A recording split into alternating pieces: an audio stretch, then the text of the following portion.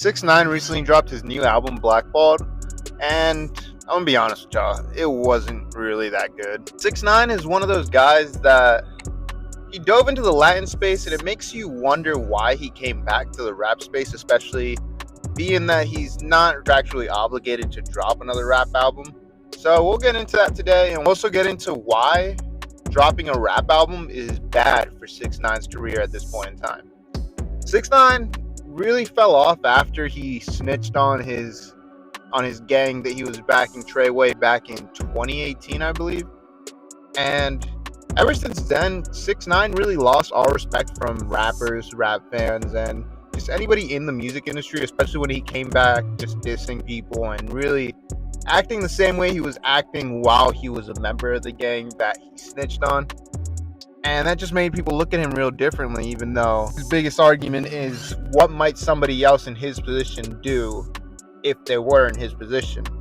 But ever since then, 6ix9ine hasn't really been dropping music. He's switched over to the Latin market, and he signed a contract, I believe it was $10 million for one English album, one Spanish album. He dropped his English album when he came back, Trolls, with the Nicki Minaj song on there that went #1. And that album just wasn't good. Sure, it had a #1 song on there, but that was really behind the hype of him getting out of prison. And aside from that, it didn't have anything else. He had a song with Smiles on there that did pretty decent, I guess. But the quality of music wasn't there. And for somebody who was making hits when he had industry support and he was collaborating with other artists, it makes you wonder if he had a lot of industry help in making those songs, because that Trolls album just seemed like 6ix9ine completely forgot how to make music. I'm gonna be completely honest with y'all. And shortly after that, he moved on and went into the Latin market, which, if you didn't know, 6ix9ine being a Hispanic man, it's very easy for him to swat. He natively speaks Spanish. He's always in these Spanish countries giving back. I believe he's Mexican, and he's always giving back to the people of Mexico and his family down there. So, believe it or not, the Latin American market, they love him. They don't care about what he has going on here or what he was accused of. They just care that the music's good, and to them, he's doing good by their people. So he goes to the Latin market, and he's pretty successful there. I mean, I don't know if you've seen any of 6ix9ine's shows overseas, but he is killing it overseas. He's pulling in big crowds. He said he's getting paid $1 million a show overseas, which is not hard to believe, really. If it was just 6ix9ine and Kodak, he had like two other features on there, somebody on the hook and this woman who was singing at the end of the song, and it just sort of ruined the song. A Kodak and just 6ix9ine song probably would have done better in the mainstream. But aside from that, this was his comeback into the rap game, and we didn't hear anything from him months later. And then he drops this album, and honestly, I didn't hear about this album until a few days after it dropped, when one of you guys let me know that he had dropped an album.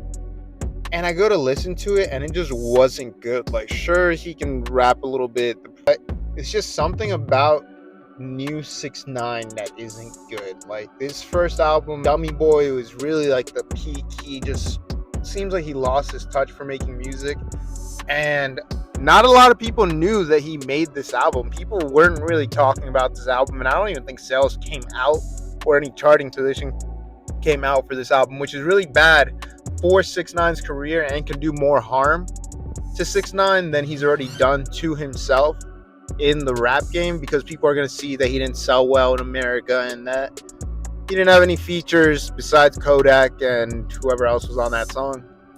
And people are just going to talk down more on him, which I guess 6ix9ine likes being a talking point regardless if it's positive or negative. He just likes being talked about.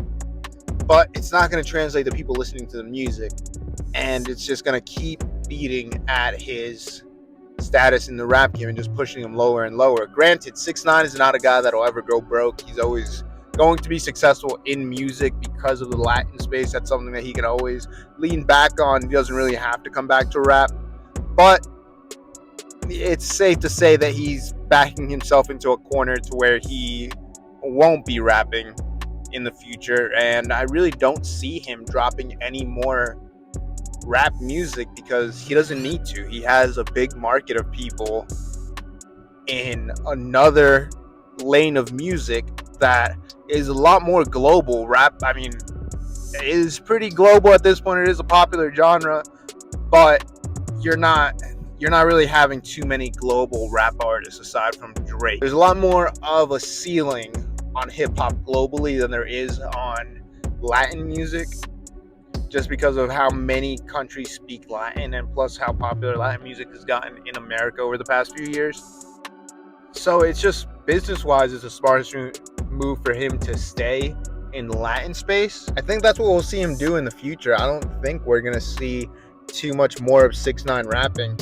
What do you guys think? Did you listen to this album? Did you enjoy Blackballed, or do you enjoy any other 6ix9ine songs? Let me know. Make sure you subscribe and check out any links in the description if you want to follow me on any other platforms or whatever.